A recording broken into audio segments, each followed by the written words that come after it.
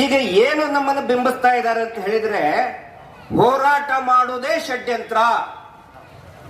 ಈ ನಕಲಿ ದೇವ ಮಾನವನ ವಿರುದ್ಧ ಹೋರಾಟ ಮಾಡಿದ್ರೆ ಅದು ಷಡ್ಯಂತ್ರ. ಒಂದು ವೇಳೆ ಇದೇ ಕಾನ್ಸೆಪ್ಟ್, ಇದೇ ನ್ಯಾರೇಷನ್ ಸ್ವತಂತ್ರ ಸಿಕ್ಕಂತ ಸಂದರ್ಭದಲ್ಲಿ ಇದ್ರೆ ಏನಾಗ್ತಿತ್ತು? ಈ ಸ್ವಾತಂತ್ರ್ಯ ಉದ್ಯಾನವನನ್ನ ಷಡ್ಯಂತ್ರ ಉದ್ಯಾನವನ ಅಂತ ಹೆಸರಿಡ್ತಾ ಇದ್ರು, ಹೌದಲ್ಲ? ಫ್ರೀಡಂ ಪಾರ್ಕ್ ಅಂತ ಇರ್ತಿರ್ಲಿಲ್ಲ, ಷಡ್ಯಂತ್ರದ ಪಾರ್ಕ್ ಅಂತ ಇಡ್ತಾ ಇದ್ರು.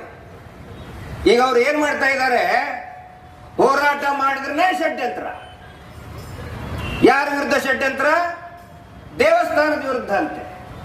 ಹೋರಾಟ ಮಾಡ್ತಾ ಇರೋರು ಎಲ್ಲರೂ ಕೂಡ ಅನೇಕರು ದೇವಸ್ಥಾನದ ಭಕ್ತರೇ. ಅಮಾಯಕವಾಗಿ ಸತ್ತು ಹೋದಂತವರು, ಅತ್ಯಾಚಾರಕ್ಕೊಳಗಾದವರು ಎಲ್ಲರೂ ಕೂಡ ದೇವಸ್ಥಾನದ ಭಕ್ತರೇ. ಅಲ್ಲಿ ನೇತ್ರಾವತಿಯಲ್ಲಿ ತೇಲದಂತ ಹೆಣಗಳಿಗೆ ಬಂದವರು ಯಾರವರು? ಭಕ್ತಾದಿಗಳು, ಹಿಂದೂ ಭಕ್ತಾದಿಗಳವರು.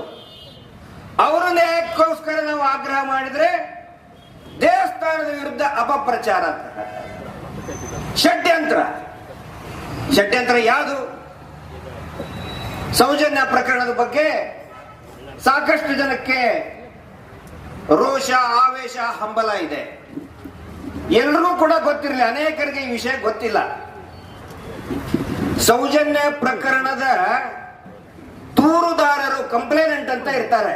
ಸೌಜನ್ಯ ಅಂದ್ರೆ it is a brutal rape and murder case. ಯಾವಾಗ ಒಂದು ಮಗಳು, ಬಾಲೆ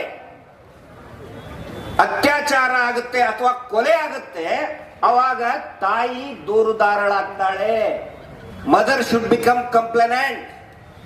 ಆದರೆ ಸೌಜನ್ಯ ಪ್ರಕರಣದಲ್ಲಿ ಇದುವರೆಗೂ ಕೂಡ ಸೌಜನ್ಯಳ ತಾಯಿಯಿಂದ ದೂರು ಪಡೆದೇ ಇಲ್ಲ. ಇದು ಎಲ್ರಿಗೂ ಗೊತ್ತಿರಲಿ. ಯಾವುದು ಷಡ್ಯಂತ್ರ? ದೂರು ಕೊಟ್ಟವ್ರು ಯಾರು? ತಂದೆನೂ ಅಲ್ಲ. ಪ್ರಾರಂಭದಲ್ಲಿ ಸೌಜನ್ಯಳ ಅಂಕಲ್ ಜಗದೀಶ್ ಗೌಡ್ರ ಕಡೆ ಅಂತ ತಗೊಳ್ತಾರೆ. ಆಮೇಲೆ ಅವರ ತಂದೆ ಚಂದಪ್ಪ ಗೌಡ್ರ ಕಡೆ ಅಂತ ತಗೊಳ್ತಾರೆ. ಅದಕ್ಕೂ ಒಂದು ಕಾರಣ ಇದೆ ನೀಲಕ್ಕ. ಯಾಕೆ ಅವ್ರ ಕಡೆ ಅಂತಾನೆ ಕಂಪ್ಲೇಂಟ್ ತಗೋತಾರೆ ಅಂತ ಹೇಳಿದ್ರೆ, ಸೌಜನ್ಯಳ ತಂದೆ ಕ್ಲಾಸ್ 3 ಕಾಂಟ್ರಾಕ್ಟರ್ ಇರ್ತಾರೆ.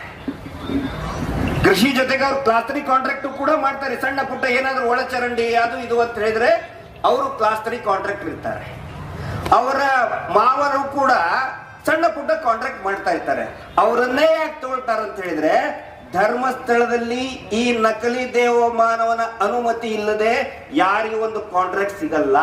ನಾಳೆ ಇವನಿಗೆ ಕಾಂಟ್ರಾಕ್ಟ್ ಕೊಡ್ತೀನಿ ಅನ್ನೋ ಆಸೆ ಹಚ್ಚಿ ಅಥವಾ ನಿನಗೆ ಕೊಡಲ್ಲ ಅಂತ ಹೇಳಿ ಹೇಳಿಕೆ ಉಲ್ಟಾ ಪಲ್ಟಾ ಮಾಡಬೇಕು ಅಂತ ಹೇಳಿ ತಾಯಿಯನ್ನ ಬದಿಗೆ ಇಟ್ಟು ತಂದೆಯಿಂದ ಮತ್ತು ಅಂಕಲ್ನಿಂದ, ಮಾವನಿಂದ ದೂರನ್ನ ದಾಖಲೆ ಮಾಡ್ಕೊಳ್ತಾರೆ. ಇದು ಅತ್ಯಾಚಾರಿಗಳನ್ನ ರಕ್ಷಣೆ ಮಾಡುವಂತಹ ಮೊದಲನೇ ಷಡ್ಯಂತ್ರ. ಷಡ್ಯಂತ್ರ ಹೌದಲ್ಲ ಇದು? ದೂರ ಯಾರ ಕಡೆ ಅಂದ್ರೆ ತಾಯಿ ನೋಡಿ, ದೆಹಲಿ ನಿರ್ಭಯ ಪ್ರಕರಣ ತಗೊಳ್ಳಿ. Who is the complainant? Asha Singh. ತಾಯಿ ಆಶಾ ಸಿಂಗ್ ಅವರು ದೂರುದಾರರು. ಯಾಕಂತ ಹೇಳಿದ್ರೆ ಒಂದು ಪ್ರಿನ್ಸಿಪಲ್ ಇದೆ ನಮ್ಮ ಕಾನೂನಲ್ಲಿ, ಸಂವಿಧಾನದಲ್ಲಿ. ತಾಯಿ ಯಾವತ್ತಿಗೂ ಕಾಂಪ್ರಮೈಸ್ ಆಗುದಿಲ್ಲ. ತಂದೆ ಆಗಬಹುದು, ತಾಯಿ ಯಾವತ್ತಿಗೂ ತನ್ನ ಮಕ್ಕಳ ನ್ಯಾಯದ ಬಗ್ಗೆ ಅವಳು ಕಾಂಪ್ರಮೈಸ್ ಆಗುದಿಲ್ಲ. ಹಿಂಗಾಗಿ ಯಾವುದೇ ಸೆಕ್ಷುವಲ್ ಅಬ್ಯೂಸ್ಮೆಂಟ್ ಇದ್ರೆ ತಾಯಿ ಕಡೆ ಅಂತಾನೆ ಕಂಪ್ಲೇಂಟ್ ತಗೋತಾರೆ. ನಾವು ನೌಕರಿಯಲ್ಲಿ ಬರಿಬೇಕಾದ್ರೂ ಕೂಡ, ಸರ್ವಿಸ್ ತಗೋಬೇಕಾದ್ರೆ, ಬಾಂಡ್ ಇನ್ಶೂರೆನ್ಸ್ ಕೊಡ್ಬೇಕಾದ್ರೆ ಯಾರ ಹೆಸರು ಹಾಕ್ತೀವಿ? ಫಸ್ಟ್ ನಾಮಿನಿ ಯಾರು? ತಾಯಿ. ತಾಯಿಗೆ ಒಂದು ಸಂಬಂಧ, ಒಂದು ಕಳಕಳಿ ಇರ್ತದೆ ಮಕ್ಕಳ ಬಗ್ಗೆ. ಇಲ್ಲಿ ತಾಯಿಯನ್ನ ಸಂಪೂರ್ಣವಾಗಿ ದೂರಿಡ್ತಾರೆ. ಬರೀ ಕಂಪ್ಲೇನೆಂಟ್ ಇಷ್ಟೇ ಅಲ್ಲ, ಒಂದು ಸಾಕ್ಷಿ ಕೂಡ ಮಾಡಲ್ಲ ತಾಯಿ ಕುಸುಮಾವತಿನ. ಅದು ಷಡ್ಯಂತ್ರ. ಸಂತೋಷ್ ರಾವ್ನ ಹಿಡಿದುಕೊಟ್ಟವ್ರು ಯಾರು? ಪೊಲೀಸರು ಹಿಡಿಲಿಲ್ಲ, ಅರೆಸ್ಟ್ ಮಾಡಲಿಲ್ಲ, ಅಥವಾ ಘಟನೆಯನ್ನು ನೋಡಿದವ್ರು ಯಾರೋ ನೋಡಿ ಹೇಳಿ ಇನ್ಫಾರ್ಮೇಶನ್ ಅಲ್ಲ. ಅದೇ ಅತ್ಯಾಚಾರ ಮಾಡಿದಂತಹ ಆರೋಪ ಇರುವಂತಹ ಮಲ್ಲಿಕ್ ಜೈನ್ ಹಿಡ್ಕೊಂಡು ಬರ್ತಾರೆ. ಪೊಲೀಸರು ಹಿಡಿದೇ ಇಲ್ಲ ಸಂತೋಷ್ ರಾವ್ನ, ಅರೆಸ್ಟೇ ಮಾಡಲಿಲ್ಲ. ಬಾಹುಬಲಿ ಬೆಟ್ಟದಿಂದ ಅದು ಯಾವಾಗ? ಸೌಜನ್ಯ ಮಿಸ್ ಆಗಿ 2 ದಿನ ನಂತರ 11ನೇ ತಾರೀಕಿಗೆ ಅದೇ ಧರ್ಮಸ್ಥಳದಿಂದ ಅವ್ರು ಹಿಡ್ಕೊಂಡು ಬರ್ತಾರೆ ಬಾಹುಬಲಿ ಬೆಟ್ಟದಿಂದ. ಅಂದ್ರೆ ಸಂತೋಷ್ ರಾವ್ ಅತ್ಯಾಚಾರ ಮಾಡಿದ್ರೆ 2 ದಿನ ಅಲ್ಲೇ ಕುಂದಿರ್ತಾನೆ ಅವನು, ನಾನು ಹಿಡ್ಕೊಂಡು ಹೋಗ್ರಿ ಅಂತ ಹೇಳಿ ಓಡ್ ಹೋಗ್ತಾ ಇರ್ಲಿಲ್ವಾ? ಅದು ಷಡ್ಯಂತ್ರ. ಹೌದು, ಅದು ಅತ್ಯಾಚಾರಿಗಳನ್ನ, ಕೊಲೆಗಡಕರನ್ನ ಮುಚ್ಚಿ ಹಾಕೋ ಷಡ್ಯಂತ್ರ. ಹೌದು ಅಲ್ವಾ? ಅದು